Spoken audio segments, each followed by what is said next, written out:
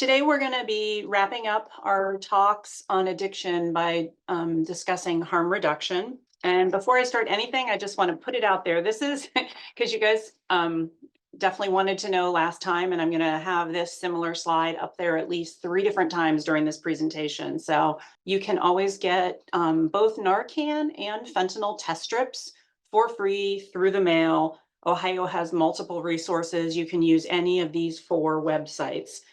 And then there are ways to get both Narcan and fentanyl test strips in person at pharmacies, at Project Dawn, at the health department, vending machines, and we'll discuss that in more detail. But I just wanted to put it out there that I'm going to keep telling you where you can get these, because I know that was a big question people had last time.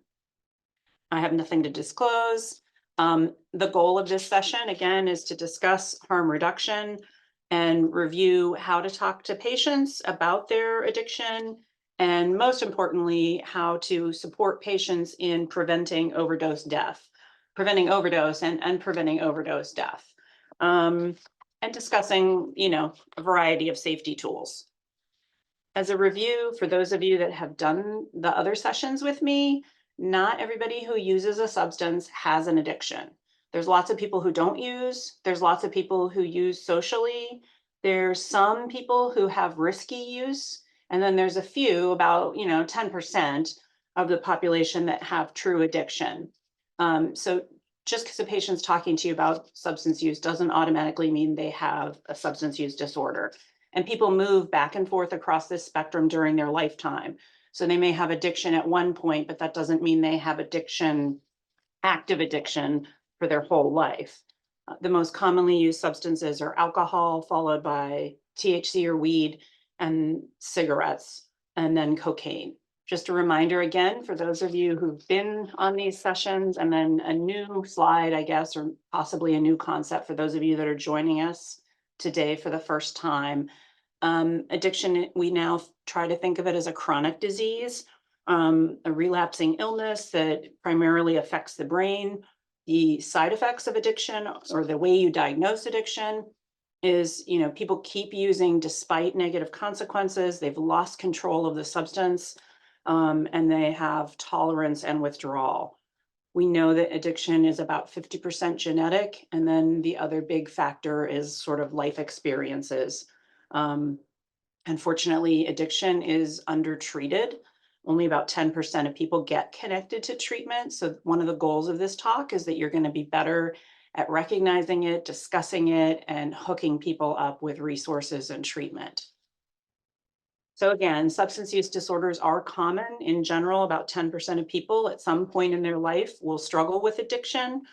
Once you step into a medical setting, the likelihood of that person you're talking to having addiction increases just by being in a doctor's office or a hospital. If you're in a primary care office, it's about 20%. If you're in a hospital, it's about 40% of people. And in emergency rooms, it's a huge percentage of the patients that probably have some sort of a use disorder. Despite that, the fact that it's really common, and it's even more common in medical settings, we do, doctors, we do a terrible job sort of diagnosing people and treating people. So the more we can, as a medical team, be aware of how to recognize it, we can help intervene, we can help offer resources, and we can prevent complications that happen from undiagnosed and untreated addiction. So addiction has consequences. It can be as simple, not as simple. It can be a health, mental health, physical health, things like HIV, hepatitis C, hepatitis B, sexually transmitted infections, worsening of anxiety and depression, damaging relationships, personal relationships, family and friends often are strained when a patient is struggling with addiction, job loss, homelessness, legal issues, and then, of course, the biggest complication or sequelae of having addiction is people dying. So it's not all gloom and doom. Treatment works. People can recover. We have good medicine, good counseling techniques, and wonderful peer support services out there in the community that can help people recover from addiction. Some of your patients won't be ready for treatment, so you need to be informed about how to have discussions around safety. Ideally, when you're doing harm reduction, you're talking about meeting the patient where they're at, what are their goals, and supporting them in being safe until they're ready to quit. And when we talk about harm reduction, sometimes it gets a bad name, but if you think about it, we do harm reduction all the time. Like driving a car is dangerous, but we wear seatbelts, we have speed limits, so that keeps us safer. Riding a bike can be dangerous, so you can wear bike helmets, sunscreen, condoms, face masks. There's lots and lots of examples. I mean, having a designated driver. If you've ever gone to a party and decided, you know what, tonight I'm going to have a few extra drinks and my husband's going to drive me home, that is harm reduction. So again, harm reduction is meeting a patient where they're at in a non-judgmental way, not enabling them, but definitely acknowledging what their goals are and where they're at, talking about pros and cons of drug use, and then helping them decrease the risk of using if they're choosing to continue to use. It is not, harm reduction is not encouraging people to use. It's not promoting addiction. It's recognizing that addiction is hard to treat, as you guys have all given me cases over the past 3 weeks. It's hard to treat. And you got to keep people safe until they are ready to recover, because if you can't help keep people alive, then there's no chance at a future recovery. This is hot off the presses. I had an outdated slide in my last presentations. I'm going to have to fix that, Darian. But just so you know, this is from March 2024. Ohio is 7th in the nation for drug overdose deaths. The part that's different is at the end of 2023, there was a slight decrease in drug overdose deaths. So overall, throughout the country, there was a huge spike during COVID in 2020 in overdose deaths, both due to COVID and due to fentanyl. And that's continued to go up. But it seems like possibly there's some room for optimism. In the end of 2023, there was a 6% decrease overall in Ohio in fatalities. 55 counties went down. Unfortunately, 29 counties went up. So those are the orange ones. So you can look and hopefully read this and see if you're one of the orange counties. That means your overdose death rates went up last year. But all the green counties had a decrease and the white ones had no change. So overdoses, they can be fatal, they can be non-fatal. The main reason most people have an overdose is fentanyl. Sometimes they're ingesting fentanyl intentionally. They have an opiate use disorder. Sometimes they are ingesting fentanyl accidentally. They are trying to use cocaine, but there's been fentanyl cut into their cocaine or mixed in with their meth. Sometimes they're just trying to buy a Xanax from off the street because they struggle with anxiety. And it looks like Xanax or it looks like Adderall, but it's a pressed fentanyl pill.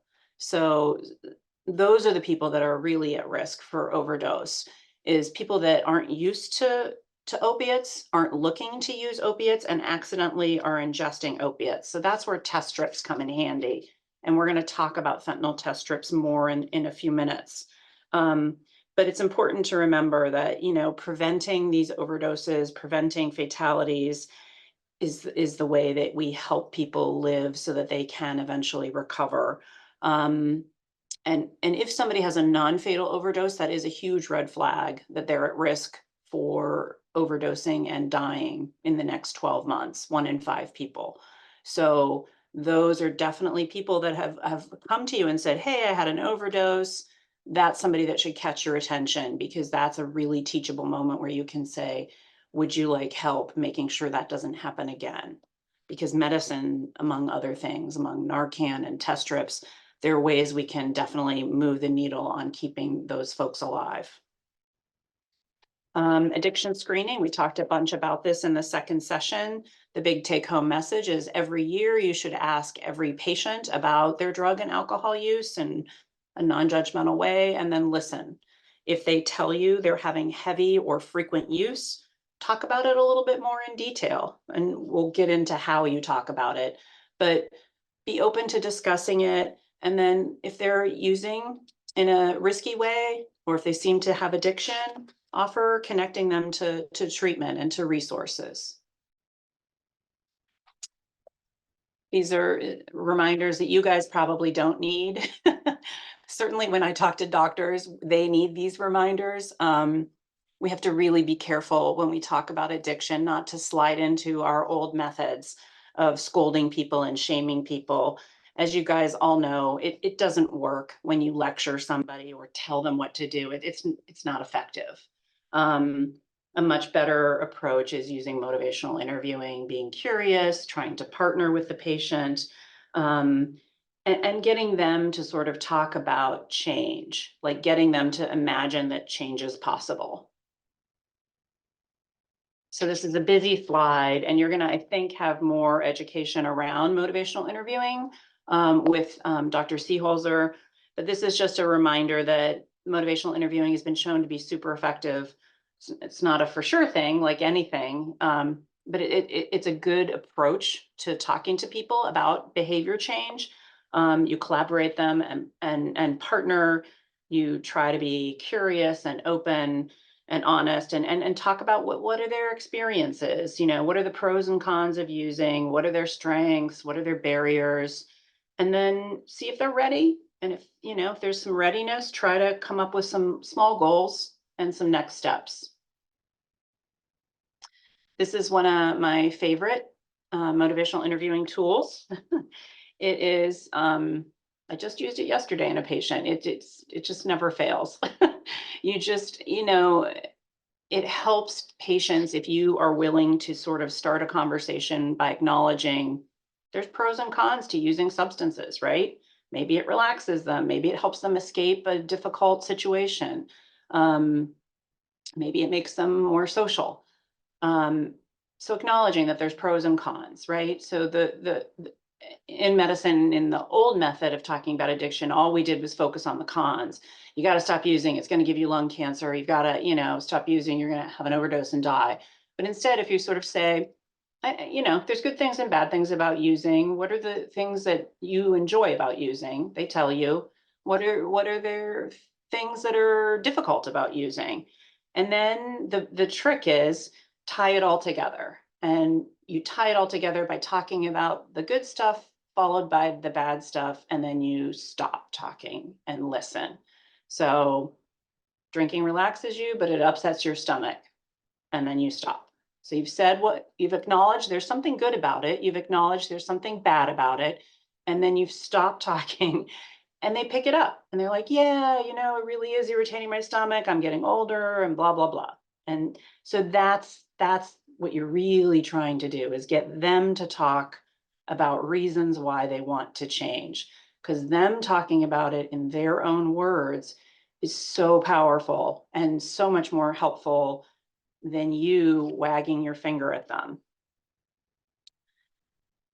And then this is another tool. I don't maybe use it as often, but it's super helpful. You know, again, you're just trying to sort of say, how ready are you to change? And if they say, I'm a 5 on a scale of 1 to 10, with 10 being, I want to go to rehab today, and 0 being, I do not want to change a darn thing about what I'm doing.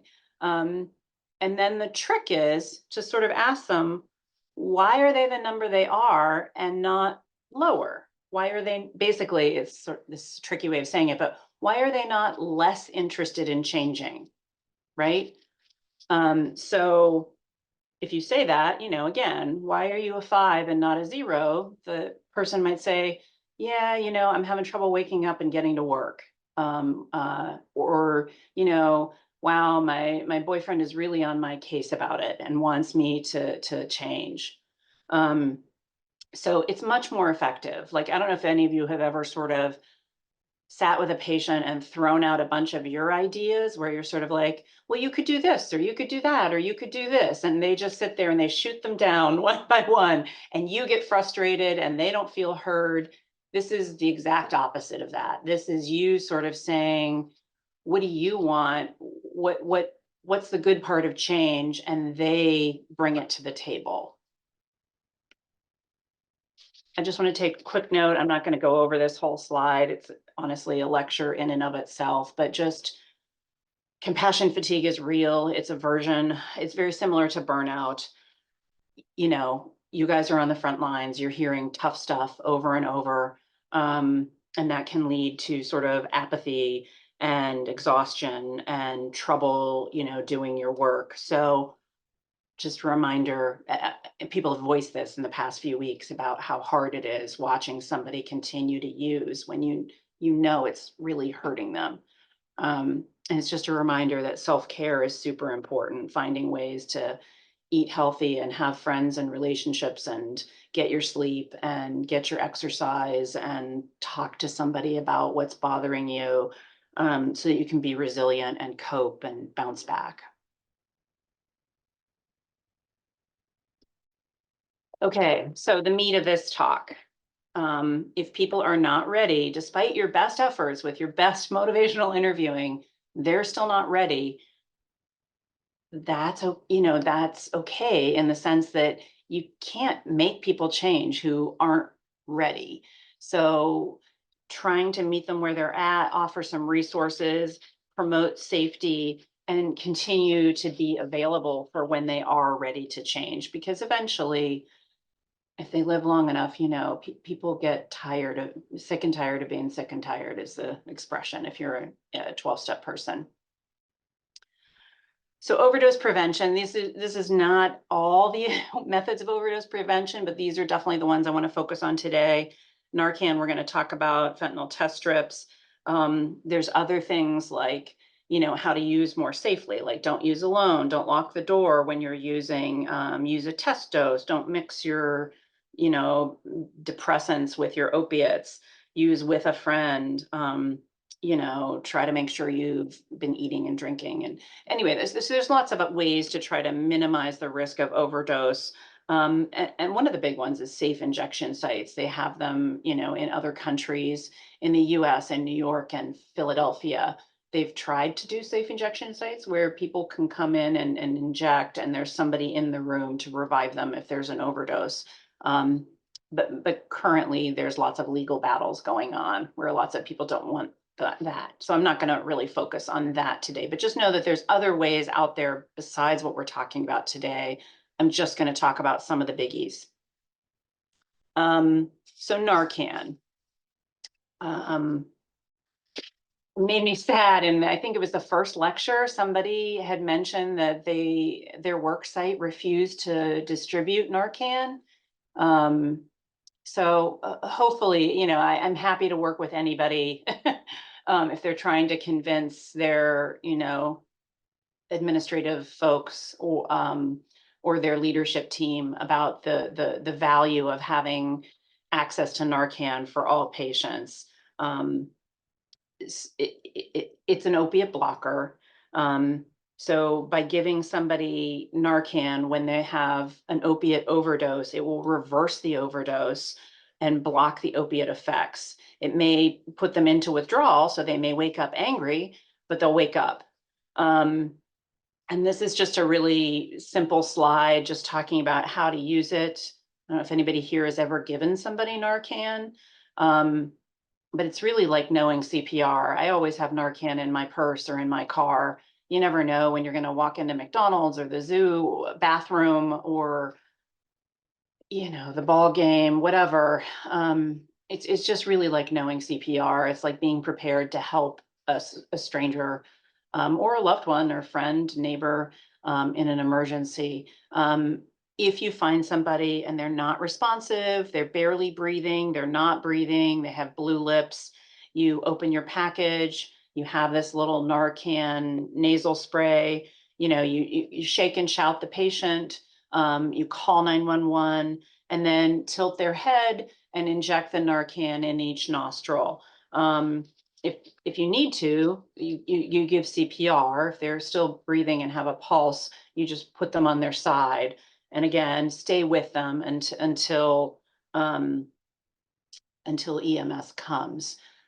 You won't be punished. People aren't punished for rescuing someone from an overdose. There's a Good Samaritan law that protects you. I will say, if you want training, because what I just did was like 30 seconds of how to use Narcan, and it takes more than that to get comfortable. Project Dawn is a statewide program, and they will come to your place of work. They will offer training. They will offer free Narcan. They will offer test strips. They're a fabulous resource, and I believe they are in every county. And we had a question in the chat. Yes, What if the ma'am. person is not having an overdose? So they're just high. So if somebody's not having an overdose and they're under the influence, you want to make sure basic safety, right? Like they're not driving, there's not a kid in their back seat and it's a hot car, like things like that. But you don't need to administer Narcan if somebody's not struggling to breathe and they're conscious. It's more like just dealing, like the kind of common sense stuff you would do dealing with anybody who's intoxicated. Is that, if that doesn't answer your question, please put something in the text or just interrupt me if you're comfortable. So Narcan, it's an opiate overdose reversal. It's not going to reverse if somebody's having an overdose from some other substance, but it is going to reverse opiate overdose, which fentanyl is the #1 cause of overdose. You can get it at any pharmacy. You don't need a prescription. I will say paying out of pocket, last time I checked, it was like $45 for 2 of those nasal Narcans. You can also pick it up at any pharmacy with a prescription, and your insurance should cover it. As I've said, Project Dawn is a fabulous program. They're statewide. There's 182 of them, and they're in every county. They offer training. They offer free Narcan. You can also get Narcan at the health department if there's a syringe van in your county. Often the emergency room will have it. And Project Dawn is part of the reason you can find Narcan in the library, in the emergency room, you know, street outreach programs.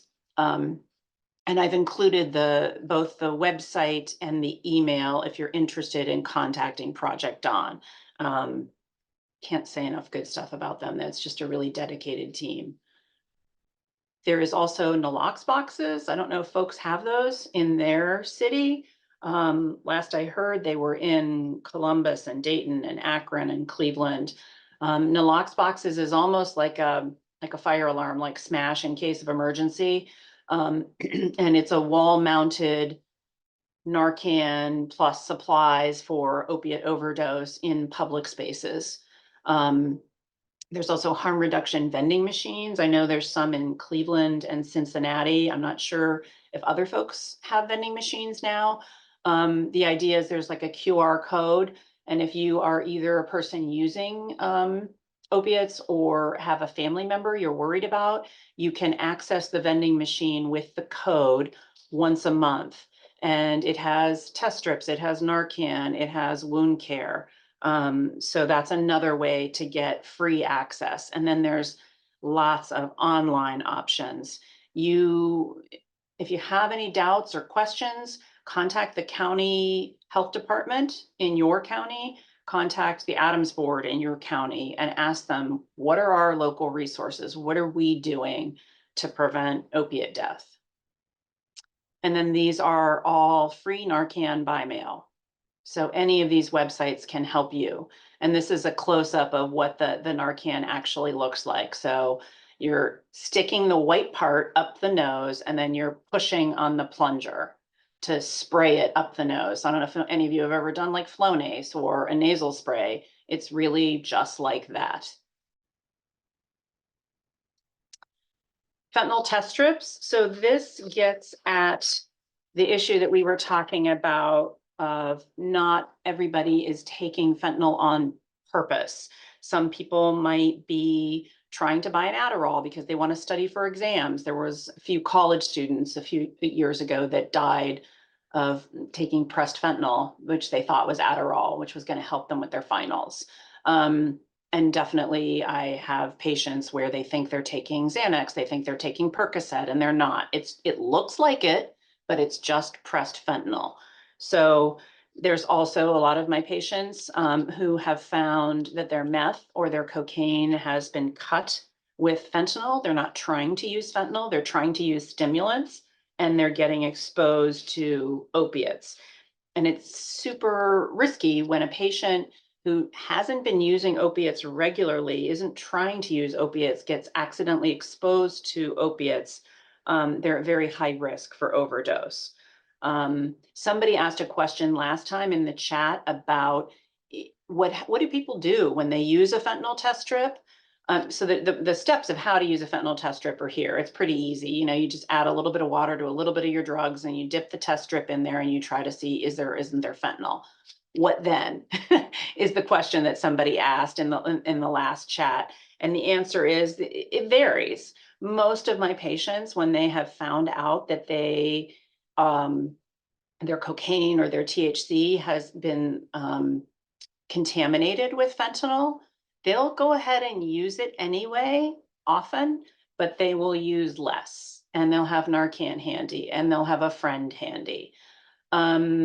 And then usually they're also looking to change their dealer. So they're looking to find a new source of getting their substances. And then again, this is just getting at the point I just made. So if you do have a drug that's positive for fentanyl, think about not using it. Think about making sure somebody's with you, have Narcan handy, maybe use a smaller dose. I have a question. Yes, ma'am. With those that receive fentanyl from their dealer, how often, what chances do they change dealers, and do they report that dealer? Not usually. There would be consequences. So not usually. So there are countries, I believe Portugal is an example, where you can test your drug supply. In the United States, we've made a decision not to do that, not to make those services available. So you have people who are using substances, and more, it's very hard to tell what's in those substances. There's all sorts of designer stuff out there. It's really hard to keep up with it all, honestly. So, and there's issues like recently there was a huge drug bust in sort of, I think it was the Lee Harvard neighborhood, in a neighborhood in Cleveland, and that has impacts, right? So that means that people who are used to a certain dose from a certain dealer, their supply chain has been disrupted. So COVID was really big for that. So I guess to answer your question, what can you do? It's tricky. It's tricky. But I think at the very least, you're trying to give your patient knowledge and say, look, this drug has fentanyl. Either, you know, you use less, you use in a different way, or you switch a dealer, or maybe it's time to get sober if this is really not how you want to, you know, especially a lot of my older patients, you know, I'll have like my 60 and 70-year-old patients, and they're like, this is not how I want to go out. And, you know, fentanyl does scare a lot of people into recovery. But there's no easy answer. It's, you know, you're dealing with a drug supply that's uncertain, and people are going to have to make their own choices. Does that answer your question? It does. Thank you. So you can get free fentanyl test strips by mail. Same as where three of these are the exact same site where you can get free Narcan. The bottom one, the SOAR initiative, to the best of my knowledge, will give you test strips, but not Narcan. But it'll link you to the other 3 sites for Narcan. So fentanyl and Narcan, you can get it by mail for free. Great to have it around in your office as part of being able to keep people safe. I think we talked about this one briefly last time. You know, there used to be a lot of overdose, pattern with overdose, I don't know, 5 years ago, 10 years ago, people were using with others. And now a lot of overdoses and overdose deaths people are alone, which is, you know, harder to help keep people safe if you're by yourself. But this is a way where you can have an app and somebody is with you virtually while you're using, and if you become unresponsive, they will call EMS. This is a similar app where they will contact not EMS, but the person of your choice if you become unresponsive. And then this is deadly batch alerts. This is a simple thing you can just text to, depending on what part of Ohio you live in, text to the number that you want to be enrolled, and they will send you anytime there's like a bad batch. And there's like, a cluster of people overdosing and dying, they'll alert you so that you can alert your patients. And your patients can sign up for these as well. Definitely want to take a minute and talk about syringe. We used to call them syringe exchange programs. Now they're called syringe service programs. They are so valuable. And they really are effective and they save lives. They do not, by making clean syringes available, the myth is, oh, people are going to go out and start using. And it's not true. People don't suddenly decide, oh, I'm going to inject fentanyl because I can give a dirty syringe and pick up a clean syringe. It just doesn't work that way. There's actual evidence that drug treatment is increased by 5 times, drug use is decreased by 3 times, infections are decreased 50%.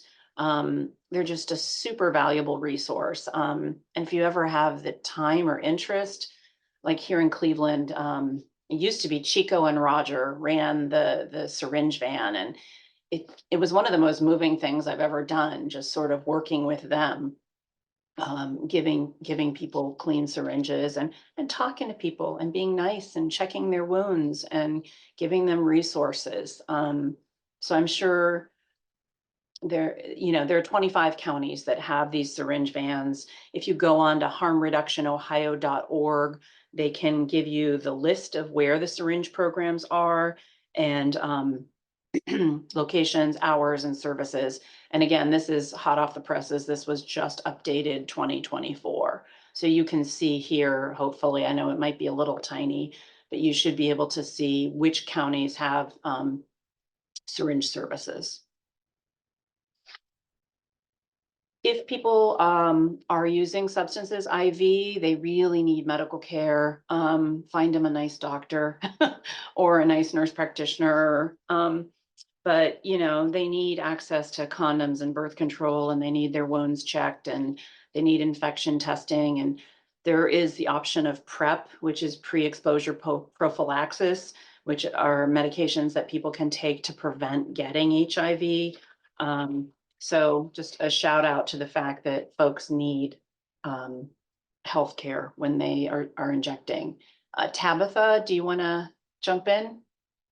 Yeah, hi. I just wanted to say that I actually worked the syringe exchange program in Muskingum County a while back. And one thing that was really interesting to me was the people that were coming to us to exchange. If they didn't have enough needles, they were then gathering their friends that were using too, and they were going to local parks and things like that and collecting those needles that have been discarded by others. And they would come in and say, we want our kids to be safe when they're playing. And that was a side to that I was actually really surprised by, that they were willing to go out there, and I mean, it was so they could get additional needles, but they were doing some of the work that other people wouldn't do. That is a great story. That is a great secondary benefit of a syringe program. Thank you for sharing.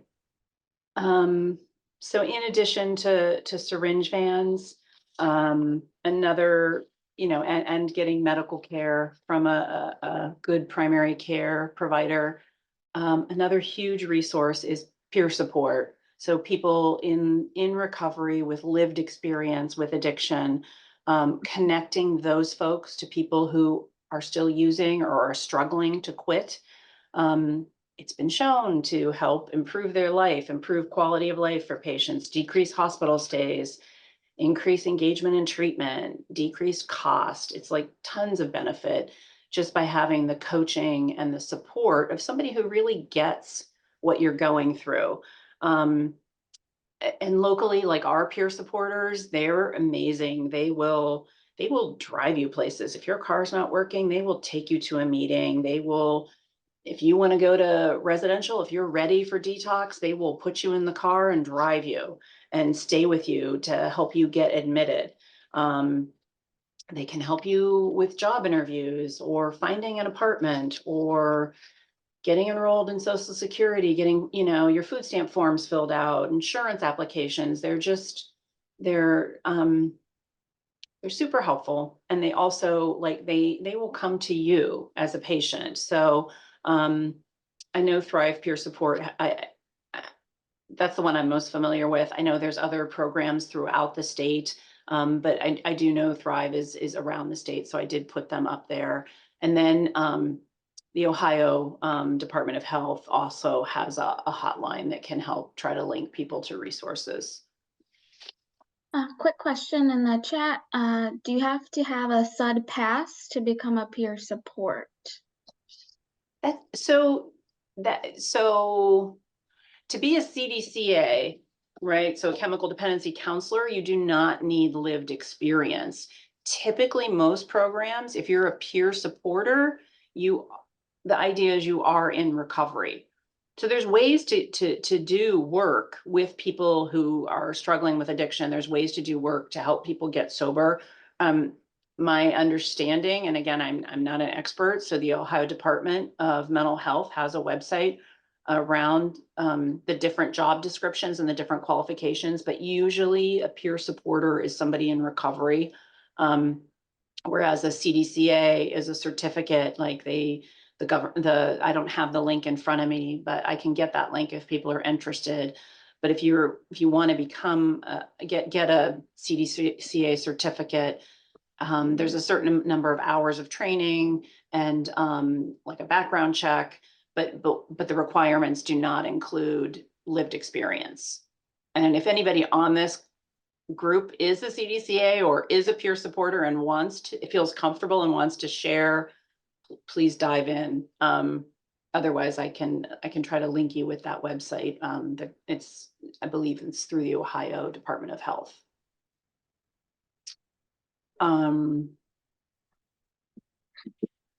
So peer supporters can be embedded in clinical programs. So in my neck of the woods, we have them in the hospital, the emergency room, the jail, the outpatient clinics.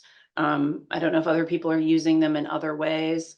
The most sort of long-term kind of well-known form of peer support is, self-help groups. So AA, that's peer support. NA, free thinkers, smart recovery. Those are all, meetings, 12-step some of them are 12 steps, some of them are not 12-step, but self-help meetings have been shown to be very effective at helping folks, right? Like I tell my patients, your sponsor can be there on the evenings and weekends. Most of the medical team is not going to be there on the evenings or the weekends or times when you're struggling. So think about getting either a peer supporter, a formal one that's, paid through your insurance, or an informal one that's through a self-help meeting. And sober living is another form of peer support.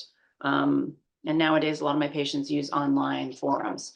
So the case, what I did for the case is I just took the patient from last week, and basically, instead of her being ready to quit, she's not ready to quit. So does somebody want to read the case?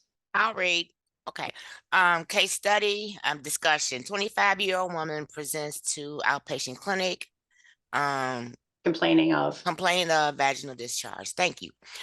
Patient with 1 week of yellow discharge, no fever or pain, unsure last menstrual. Yeah.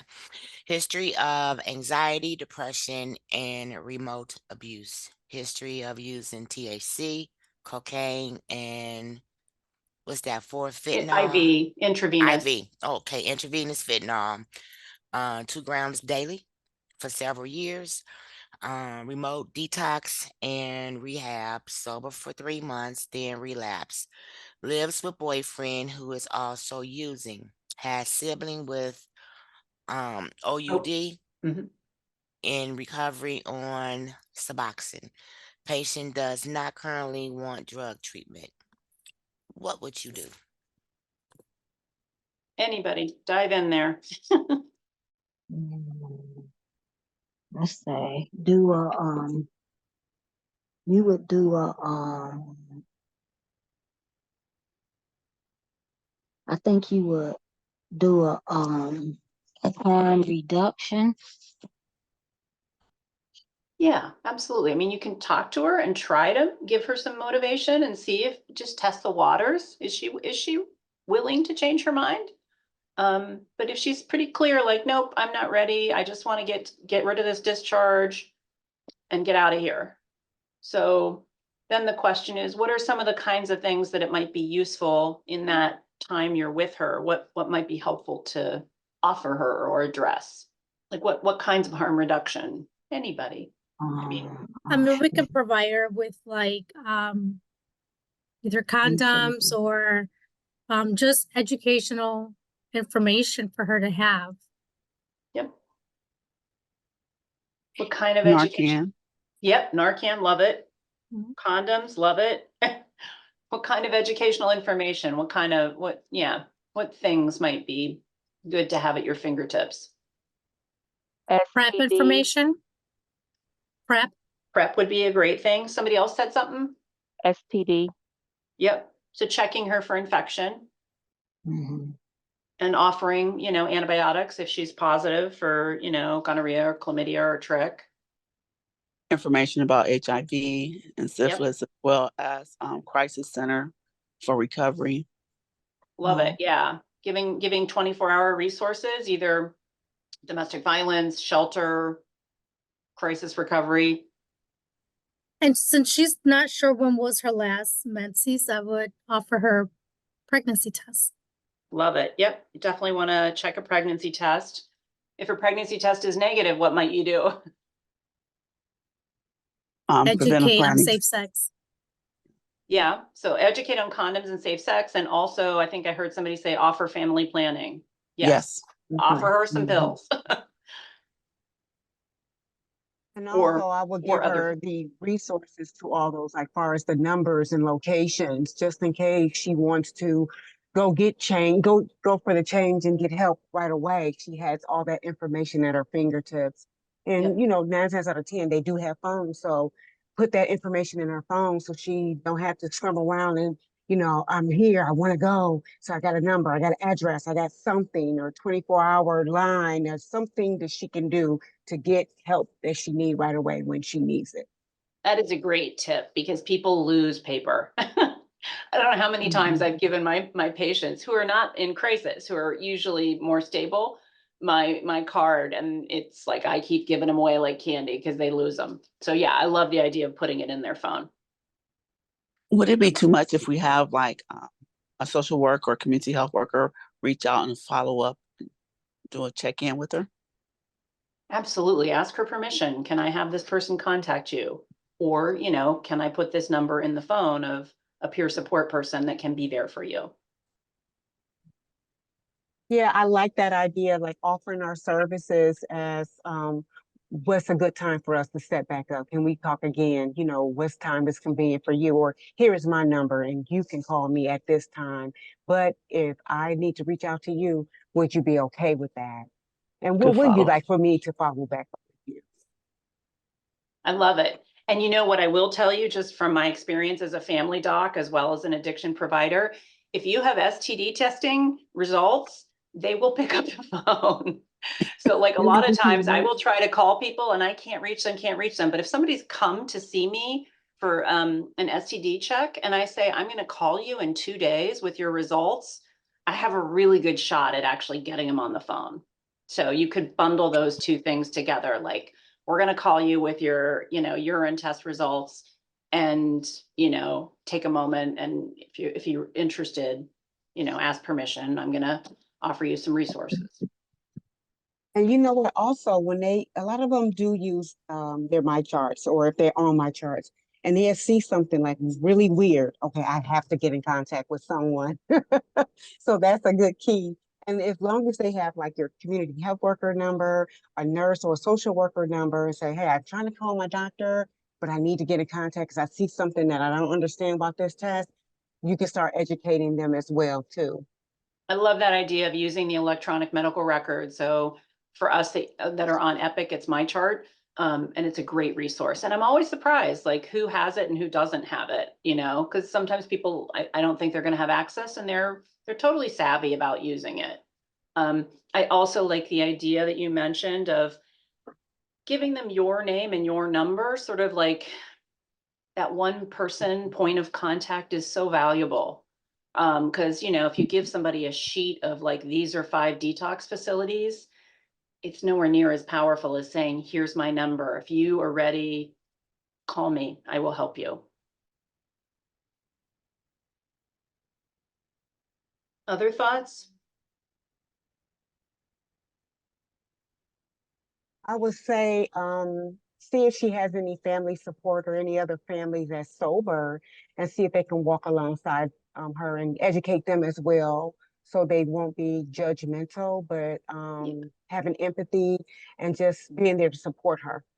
Right. I love that idea of trying to leverage what sober resources she may have. I mean, she's still young, so sometimes what I see is, my younger patients, family and friends will still talk to them, but sometimes, my older patients, they're estranged. So yeah, if you can give her maybe at least suggest the idea that she doesn't have, if she's not safe with her boyfriend, or her boyfriend's still using whatever, maybe getting in touch with her family would be, a sober, kind family or friend would be useful.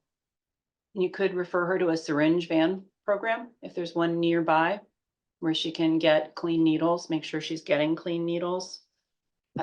I know you guys talked about Narcan, but making sure she understands all the different ways to get, you can get it from a box on a wall, you can get it from a vending machine, you can get it from a pharmacy, you can get it for free from the health department. Fentanyl test strips, do they make sense for her? Not really. No, she's using fentanyl. She knows she's using fentanyl. So if she decided to stop using fentanyl and get on Suboxone but kept using cocaine, then absolutely fentanyl test strips make sense, because then she's trying to get away from fentanyl and use medication, Suboxone. But I mean, I have a lot of patients like that where they've decided, fentanyl scares them. They don't want to die. So they've stopped using fentanyl. They're on Suboxone, but they're still using, meth and cocaine, and they're not ready to quit. So those are definitely patients where fentanyl test strips make sense. I think you guys did a great job. The only other thing I might add is also just checking in on her mental health, seeing if she's interested in medication. Sometimes getting your anxiety and depression under control can be helpful to recovery. Talking about old trauma with a safe counselor, can also help.